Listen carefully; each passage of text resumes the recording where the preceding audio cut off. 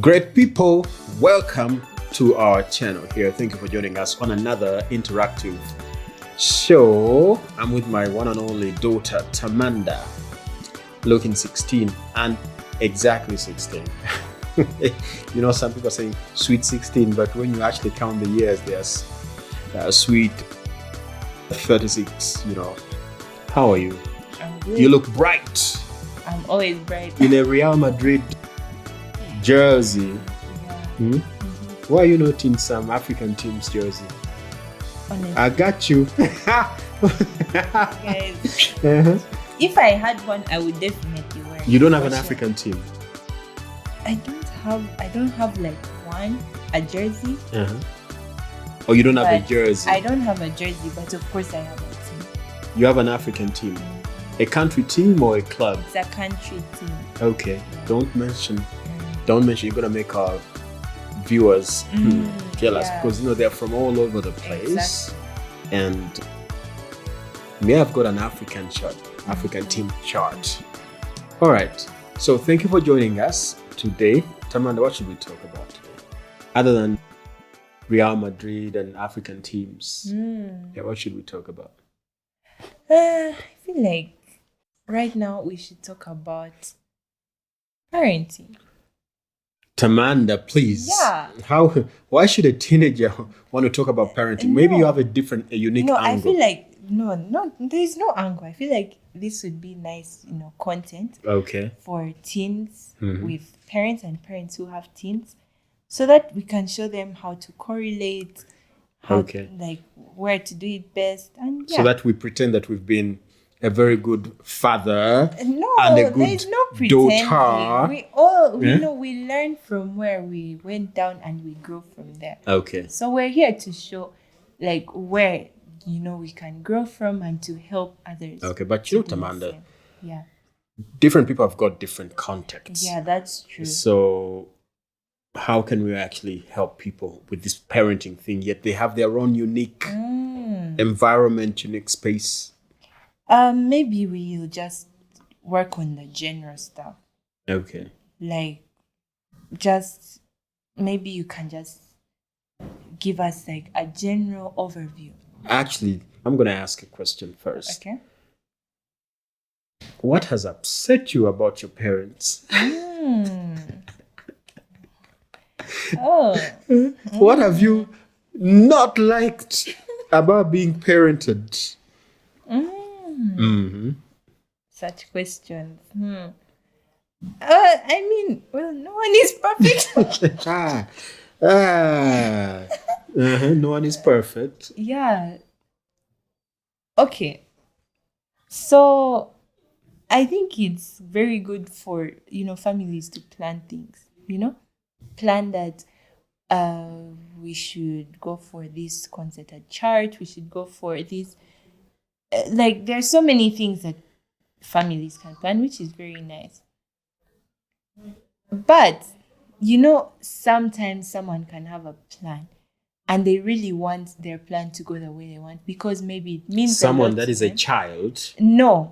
A child in this can have case, a it's plan. an adult. Okay. They really, maybe it can mean a lot to them and they want the whole family to participate, which is very nice. But then, boom, there's that one child who is saying that, no, I won't be able to be in that. Yeah, I've got my plans also. I'm a human. Uh-huh. And now, sometimes it can come off as like, it's maybe if it happens 3 times in a row, a parent can be like, but why is it always this child? Every time I say something, they're like, no, I have this and I have this plan and I have this plan. So it can come off as like, I don't know, some kind of phase or rebellious thing or just thinking that I don't have So let's to do talk it about like that this. because it's happened between Tamanda and me That's 1,000 one of times. them. Oh, That's one of them. You've got like 1,000 other things. Okay, so what do you think should happen when many times the parent seems to want the child to go according to the plan the parent has devised for the weekend, for the day, for the holiday, and yet the child also feels they had something for that day planned. So I'm going to speak as a a teen. Of course, there are times when you can say something and it's clearly just for your own leisure. Like maybe you're stepping out of a family thing just because you don't want to. You just want to enjoy yourself alone. But sometimes I think it's best to actually analyze the kind of situation. Because if it's something that the teen wouldn't lose from doing, the child wouldn't lose from. Like if it's a fellowship, wow, there is free food. We get to fellowship together and sing. I love singing. I love worship. Why would I want to miss something like that? Okay, me personally, there is no reason, no good reason I would ever turn down such an opportunity if there is nothing in my way. What's to stop me? It's a family thing. It's a beautiful night to go out. There is no problem with that whatsoever. So when I raise I don't know if it's a concern. If I raise something and I'm like, so my teacher has been, calling me on this. It's due right now, this second, and I wasn't communicating with them. So like, it was a genuine reason, right? And then I think even today something similar like that happened. But you see, the thing is, it is never intentional. It is never out of I want to rebel. I don't want to be a part of this. That's the thing. And it's always genuine, at least for me. So what I think is that it's best to hear the other side without jumping to a conclusion that why you like, I don't know, hear it out and be like, oh, maybe this person is genuine because actually my teacher had called me and I hadn't been able to respond. So yeah, that's Okay, what so let I me think. give context. Because Tamanda said something in an abstract form. Yeah. So time comes for our weekly fellowship when we have to go 2 days ago, when we had to attend a community group. We call them community groups from our local church. They're weekly, they are known. But because Tamanda is always at school, she's not always attending those community groups. So it's that they're not like part of her routine program. And she hadn't been able to join us on one for a long time, but also for this holiday. So when the day came, we thought, or I thought that, she should really be part of this. So I tell her, hey, you have 2 hours, I don't know, to prepare for this fellowship with the rest of the church community that will join us in the community group. And Tamanda is like, please, I don't think I'm going to be able to be part of that. I have all this work that I have not been able to accomplish, my holiday package work that I haven't yet accomplished.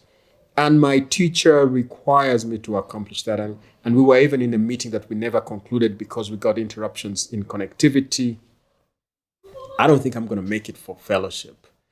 And I'm like, no way, girl, you're coming for fellowship. You are coming for fellowship. It's a good thing. It's not about what you're doing. If you're doing anything, please make sure that you do it later after the fellowship. Come back and continue with it. And Tamanda is like, no, this is priority. I'm supposed to actually conclude with the teacher now during the sessions for the fellowship. And we hit a dead end. Why? Where was the pain and what happened eventually? How was that resolved?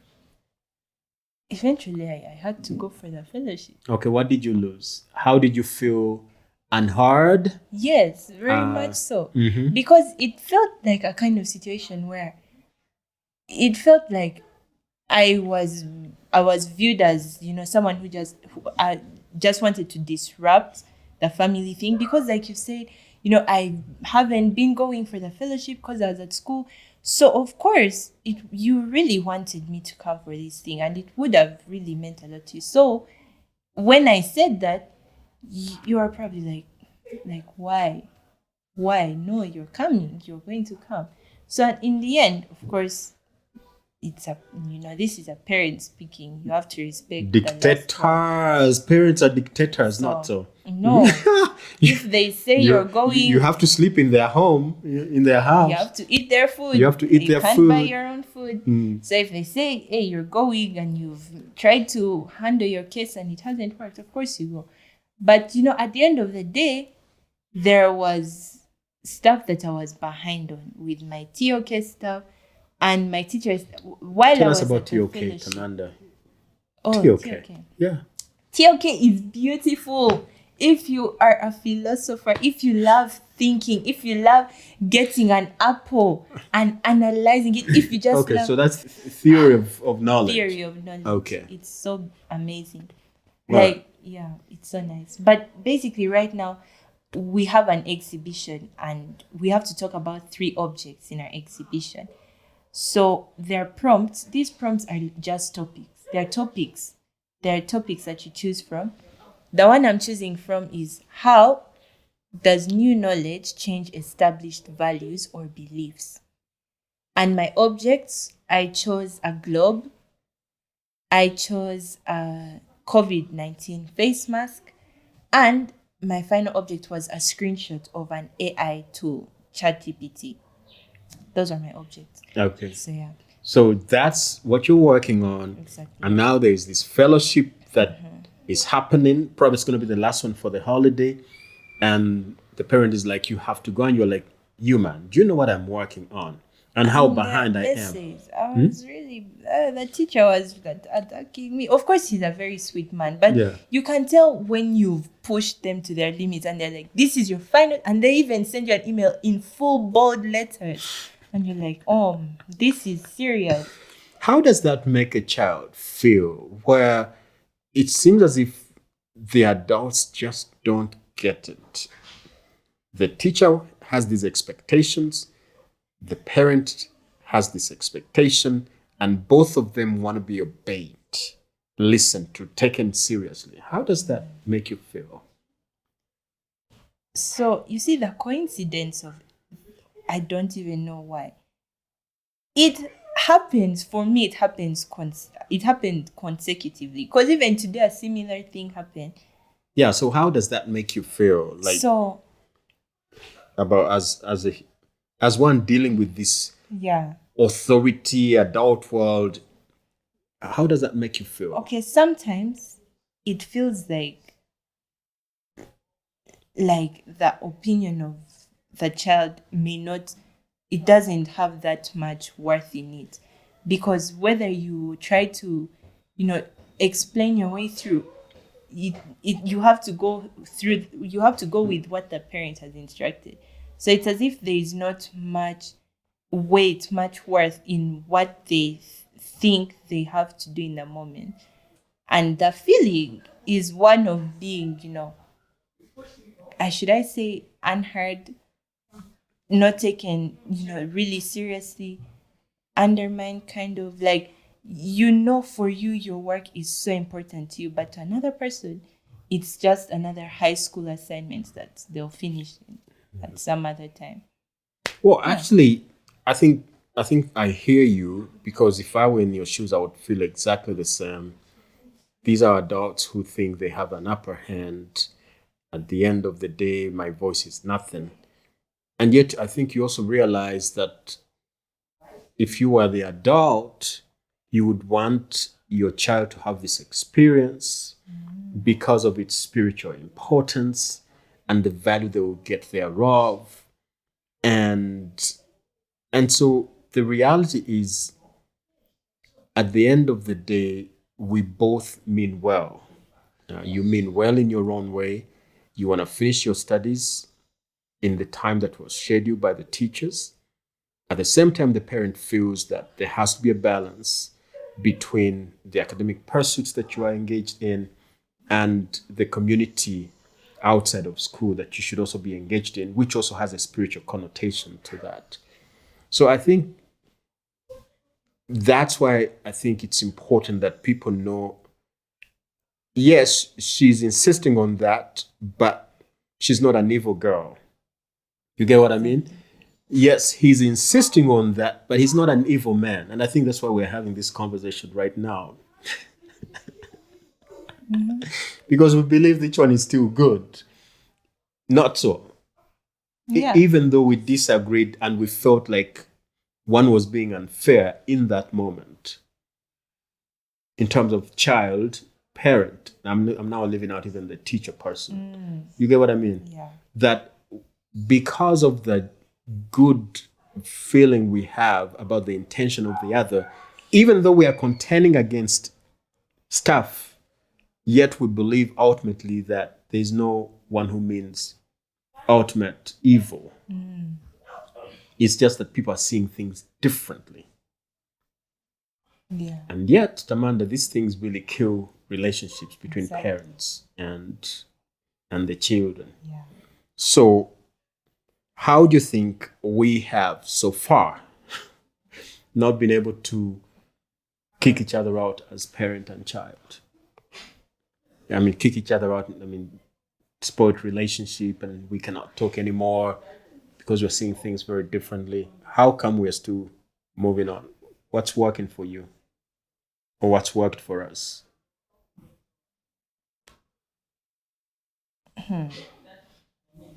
Okay, so sometimes something can happen and a child will bring it up and maybe they're heard and listened to, and there is a way that the issue is resolved from there between the parent and the child, right? But there can also be a situation where an instant like that happens, and maybe the child was feeling hurt about it or something like that, and they don't exactly forget, but it just goes to the back of their mind, and at the end of the day they're like, what, the parent obviously means best for the child. So while it wasn't exactly brought to the table and talked about, it's not exactly a pressing issue at the moment. Yeah, so I just wanted you to be It's specific. still there. You are still being hypothetical. I wanted you to come back to us because we are real people. Okay. We have a real life. What is it that has helped us to continue together without, feeling extremely exasperated about with the other person, that we don't think that we should continue in that sweet, smooth relationship? What has worked for us? Mm, maybe talking things through. If you have an issue, let's say if I have an issue, maybe I'll come and I'll talk about it and make sure that we come to an understanding. Yeah. Or I feel like sometimes when there is, okay, this relationship, when you can see everything is working out. On the surface it can look like that, but sometimes it can be false peace. So don't be deceived. Like sometimes you haven't exactly talked about something, so there can be peace because we aren't arguing, but there is still that tension, that turmoil inside someone. So for me, what I think works best is actually talking about it and making sure that it's understood and resolved. That's what I think will keep us But in your steady. experience, have you been force piecing? Maybe a few times. Okay. Maybe a few times. Okay. What do you have to say about friendship in this thing? I think friendship is very good, and I think that parents, first and foremost, are called to be parents. That's their first role. But after that, it's good to have a friend who you can talk to, that they will give you parental advice, but also they'll listen to you as a friend. And how has that been your experience or not your experience between your parents, you and your parents? I think it's there because you see friends fight. And sometimes you can, let's say you think that you have this beautiful, friendship with your parents, and you're like, wow, like this is my best friend for real. But then something happens, and you're like, okay, you know what? Maybe you're a parent now. The friendship has been revoked. Okay, I wouldn't like. We're still friends, but right now, we're having this. You know, it's not the best flow right now at the Isn't that moment. confusing for you? Because I know you've Yeah. you've got someone probably sitting next to you who has this ability to be all high and exciting with you. Then all of a sudden he comes with this serious, strict. Isn't that confusing? How do you handle that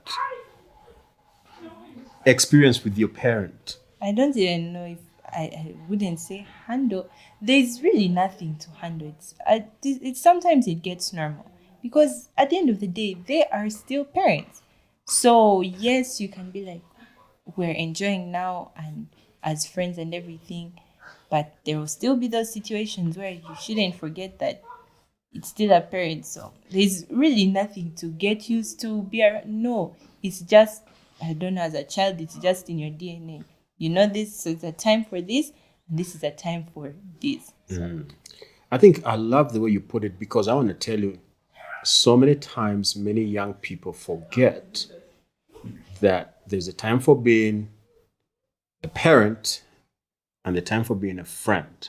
Sometimes both of them move together, but sometimes actually the parent aspect is going to be very hard to relate with, very disciplinarian sometimes, and very very principled. And I think the child, if they're not well grounded in this relationship, they may not receive that well. They may not receive that. They may always expect to be understood, put that in quote, or to be smooth sailing with this person. And it may bring a little bit of confusion as they see now the person is actually not as friendly as they were the other time. So I think it's important that you say it like that so that young people understand that this person is first and foremost your parent, not your friend. First and foremost, your parent. And parenting requires to guide and to show some what people call tough love. And it's not always lovey-dovey, sweet, hey, hi, daddy.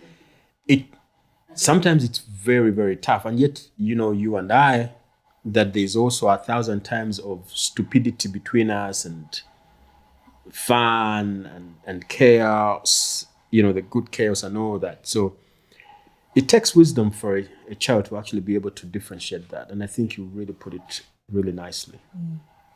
Cool. Any other thing you want to help us learn how to be, in terms of how to be good with our parents, with our children in this relationship? yeah. How to respond to mistakes.